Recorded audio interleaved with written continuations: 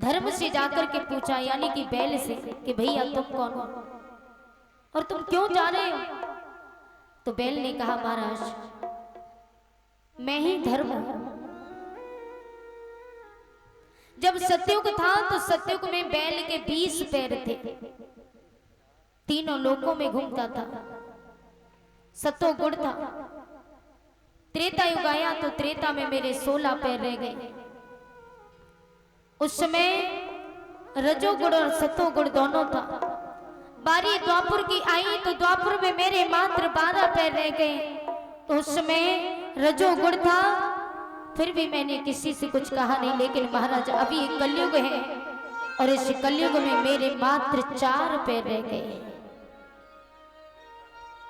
और इस कलयुग में तमोगुण ही तमोगुण है। बताइए मैं क्या करूं, कहां जाऊं? और ये जो कलयुग है ये हम दोनों को यहां से भगा रहा है। तो गाय माता ने कहा कि मैं पृथ्वी हूं, पृथ्वी धर्म के ऊपर टिकी हुई है। जहां ये धर्म जाएगा वहां पृथ्वी चली जाएगी। महाराज परीक्षित ने कहा, अगर दोनों चले गए फिर तो गड़बड़ हो जाएगा। बोले क्या करना चाहिए? परीक्षित महाराज कलयुग के पास में जाके पहुंचे, बोले भैया तुम बताओ तुम क्या चाहते हो? कलयुग ने कहा, महाराज यहां पर सबने राज्य किया, मैं भी राज्य करना चाहता हूं। बोले क्या चाहते हो?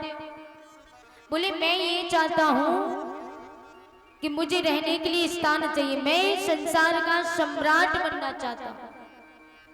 महाराज परीक्षित ने कहा ठीक है, रहने के लिए 4 स्थान दिए कि जहां झूठ हो वहां वास करो, चोरी हो, मदिरा का पान हो, वैश्या जहां वास करती हो उस जगह वास करना, कलह हो दम्भ हो उस जगह वास करना। तो कलयुग ने कहा, महाराज सारे ऐसे ही स्थान दिए। महाराज परीक्षित ने कहा, जाओ हम तुम्हें स्थान देते, जहां अधर्म का सोना हो उस सोने में वास करना। अधर्म के सोने की बात सुनी तो कलयुग महाराज परीक्षित के ही शीश पर बैठ गया। जो आज्ञा कह कर गया कलयुग शीश झुका, धर्म परीक्षित के हृदय वो त्यों ही गया समा। कलयुग महाराज परीक्षित के ही शीश पर बैठ गया। जहां अधर्म का सोना हो, अगर किसी को सोने की वस्तु मिल जाए या सोने की अंगूठी मिल जाए तो कुछ लोग चुपचाप रख लेंगे। मालूम पड़ जाए कि फलाने इंसान की अंगूठी है, फिर भी चुपचाप रख लेंगे। अरे भैया अंगूठी बहुत महंगी है, वैसे भी बनवा नहीं पाते, चुपचाप रख लो।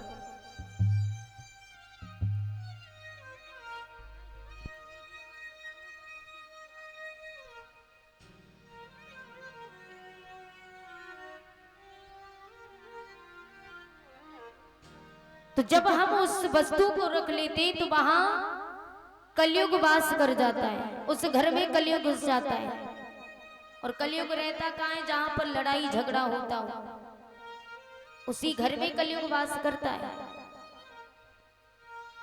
एक सास की 4 बहुएं थी, चारों में इतना प्रेम था, इतना सुंदर परिवार था। एक बार कलयुग ने कहा कि इस घर में इतनी शांति है तो जाकर के देखना चाहिए। कलयुग जाकर के उस घर में घुस गया और जहां सीढ़ी थी, जीना था, तो सीढ़ियों पर जाकर के बैठ गया। अब जब बैठा तो सबकी मति पलटने लगा। वो तो ये चाह रहा था कि इस घर में झगड़ा हो और मैं इस घर में रह जाऊं। छोटी बहू ने दाल बनने के लिए रखी और उसमें नमक डाल दिया। उससे बड़ी वाली बहू आई, सोचने लगी पता नहीं छोटी ने नमक डाला कि नहीं डाला, तो आकर के उसने भी नमक डाल दिया।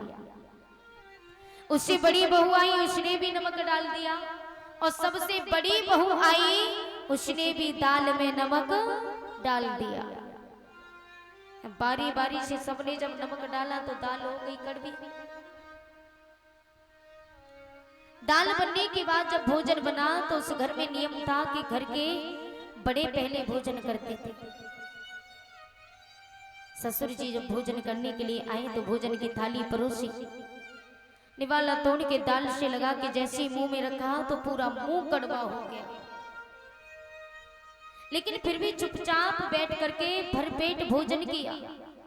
मन में सोच रहे हैं अगर आज एक दिन नमक ज्यादा हो भी गया तो झगड़ा करने से क्या फायदा, दाल से नमक कम तो हो नहीं जाएगा। और ना मेरी बहुओं ने जानबूझ के नमक डाला, शायद धोखे से हो गया होगा। तो ससुर जी ने चुपचाप भोजन किया और वहां से चले गए। चारों बेटे आए, चारों बेटों ने आकर के बैठ करके जब भोजन किया तो चारों बेटों ने जैसे ही निवाला तोड़ के मुंह में रखा तो उनका भी मुंह कड़वा हुआ।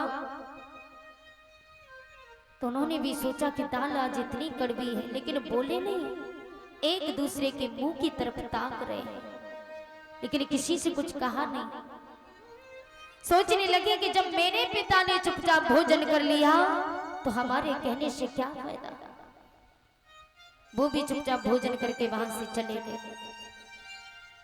सास ने भोजन किया, उन्होंने भी चुपचाप कर लिया। अब बहुओं का नंबर आया तो बहुओं ने जब दाल टेस्ट की तो इतनी कड़वी दाल बहुएं भी देख रही है, लेकिन एक दूसरे से कुछ कह नहीं पा रही। सोचने लगी जब हमारे बुजुर्गों ने, हमारे बड़ों ने जब भोजन कर लिया तो हमारे कहने से क्या फायदा। कलयुग बेटा बेटा देख रहा था, वो तो मौका ढूंढ रहा था भाई कि कब इनमें झगड़ा हो और मैं इस घर में हमेशा के लिए वास कर जाऊं। लेकिन किसी में झगड़ा नहीं हुआ तो कलयुग चुपचाप वहां से उन्हीं पांव लौट गया। कहा कि इस घर में मेरा ठिकाना नहीं है। तो प्यारे, हमेशा हमें अपने घर में शांति बना करके रखनी चाहिए। हम जरा जरा सी बात पर झगड़ा करते, लड़ाई करते, लड़ाई करने से कोई फायदा नहीं। जिस घर में झगड़ा होगा, क्योंकि कलयुग को वरदान मिला हुआ है कि जिस घर में कलह हो, दम हो, मदरा का पान किया जाता हो, मीट मछली खाई जाती हो, वेश्या वास करती हो, उस जगह पर कलयुग वास करता है। और जिस घर में सुबह शाम झगड़ा होता है उस घर में कलयुग हमेशा के लिए बैठ जाता है और लोगों की मति को, घर वालों की मति को पलटता रहता है, उल्टे सीधे काम करवाता है, जैसे कि परीक्षित महाराज से उल्टा काम करवाया। इसलिए हमें अपने घर में झगड़ा नहीं करना चाहिए। अगर बड़े कुछ कहते हैं तो हमें समझाने के लिए कहते हैं, हमारी अच्छाई के लिए कहते हैं, लेकिन हम उनकी बातों को बुरा मान जाते हैं, बड़ों की बात नहीं मानते। बड़े कुछ कहते एक की चार पकड़ाते हैं, किसी को सहन करने की शक्ति नहीं, किसी को सुनने की आदत ही नहीं है। इसलिए प्यारे, सब मिलजुल करके रहो। आज कलयुग महाराज परीक्षित के शीश पर बैठ गया। महाराज परीक्षित वहां से गए शिकार खेलने के लिए, तो वहां जाकर के लोमस ऋषि की कुटिया पर पहुंचे। उन्हें प्यास लगी, पानी मांगा। लोमस ऋषि धूनी लगा करके बैठे। उन्होंने जब पानी नहीं दिया तो महाराज परीक्षित ने जमीन में बाण मारा, वहां से मरा हुआ सर्प निकला। वही सर्प उठा करके लोमस ऋषि के गले में डाल दिया। बोलिए भागवत महापुराण की। साउंड वाले भैया,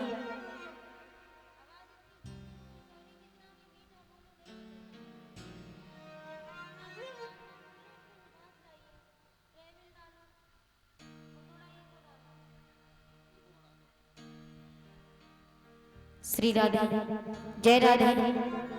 बोली बांके बिहारी लाल की। आइए छोटा सा भजन बोलेंगे, उसके बाद कथा श्रवण करेंगे। ताली बजाकर के सभी भक्त दोनों